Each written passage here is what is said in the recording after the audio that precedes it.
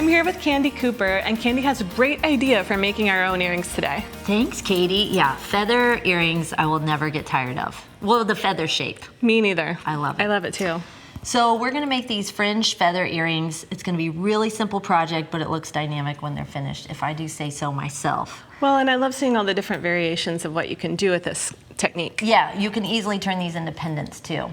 So we're starting out with some fish leather. That is so cool. It's wild.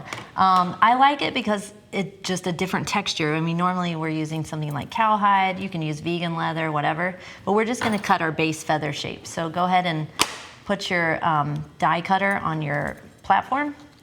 And then I'm gonna put my leather, beautiful side face down, cutting pad, and then we're just gonna roll it through the machine. And it's gonna come out the other side perfectly cut. You're gonna freak out, Katie. Nice. Look at that. That's amazing. I think what is so cool about this too is you can cut multiple ones from your piece. That's right, yes, you totally can.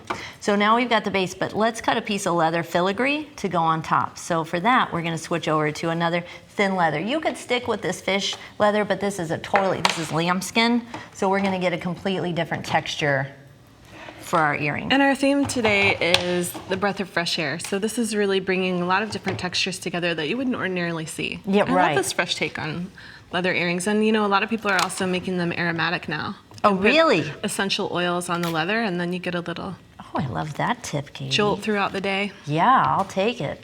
Little lavender. Okay, so I just went ahead and put my blade of the cutter face up. I'm gonna put my lambskin right on top, and then we'll put another cutting pad and just sandwich it together, and then just roll it on through. Make sure everything's lined up. Push it as far as you can go, and then just lickety split. Easy. So easy. So let me just pull this over so you can see. See how that's right in there? So you're just gonna peel back your layers. And sometimes it's handy to have a little bristle brush, toothbrush, even to poke out the other side. Yeah, you can kind of MacGyver your own tools. But then you would just start punching this up and peel it out. I need my little toothpick tool that I had. There I it like goes. this idea for creating the filigree though. Yeah. That's really, It's I mean, it would be really amazing. hard to cut that out. It would be so, I mean, You wouldn't yeah, even try. no, I wouldn't even try. So I've got one ready here that matches my leaf shape, and then we're just gonna use a gel of a quick drying adhesive. Flip this guy over. I like to glue half at a time. So I just gently squeeze your adhesive and just kind of use the applicator tip to kind of brush it on. You don't need a ton of adhesive, you know, sitting on top Right. of this guy. And so once you get that pretty evenly distributed, kind of line up half of it. And it's okay if it's a little off. Like I noticed on mine, I was like, it doesn't have to be perfectly bordered. Let that sit, then flip it over, peel it back, do the same thing, and then just press it into place so that it looks like that when you're done. That is so pretty. Oh my gosh, I mean, the contrast of textures, I love it. So now when we put it together, we're gonna do a couple little tricks here. The first thing is we're gonna punch a hole, but I wanna just fold it in half because that's what's gonna give our earring a little bit of dimension. I mean, you could hang it so it's like flat or whatever, but Well, some people would, but you would. some people would.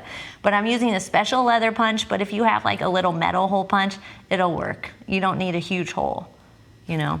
So that looks nice and lined up, and then I'm just gonna punch it on through, get a little wiggle, and then I've got my hole going through both sides. The other thing I do for the top of this is I trim off the top so it's not too bulky. Because this is the part that's going to be your assembly Yes. toward the ear wire. Yes. So now let's take a look at our findings. These have a little bit of a patina on them. You can do that yourself with just some quick drying acrylic paint. I went ahead and dabbed some paint on this jump ring, and then I'm gonna use like a block to remove some of the paint and bring back some of the metal. So you can get that kind of rustic look if you want to on your own charms and findings. But you want to be Simple. sure, you want to be sure to use a certain kind of paint with this. You can't Yes. do this with acrylic paint. You know, you can. You can, a multi-surface acrylic paint, you can. You'll be okay. Okay, but you're using what's considered an enamel paint. Yes. That's a more permanent adhesion for metal, is that right? A little permanent, yeah. And I mean, if you seal your acrylic paints, either one, it's okay. Okay. So now we're just putting this together. I've gone ahead and just threaded my super huge jump ring through one side of the leaf or feather, depends. Okay. Attach your charm and then bring it on through to the other side. And go ahead and stick that ear wire in there too while you're working. Kill all the birds with one stone or one jump ring. And then just snap it shut. I love these giant jump rings because they're so easy. Well, and just for people who aren't used to working with jump rings, a reminder that you always want to brush the ends past like you just did. Right. And then bring them back together. And you hear that little bit of a clicking sound. Yes. And that's how you know when your jump ring is closed. You never ever want to pull your jump ring apart. We say open it like a C. Like this way, yeah. It's bad. Bad, Yeah. because it won't go back. Right. Okay, so what are you doing with your glue now? So now I'm just gently putting a little bit right there on that top. I'm gonna pull that whole jump ring finding up, and then I'm gonna pinch it closed. But I'm not gonna use my fingers because for obvious reasons. You don't want to glue your fingers together today? No, I don't. I'm just gonna get right below there.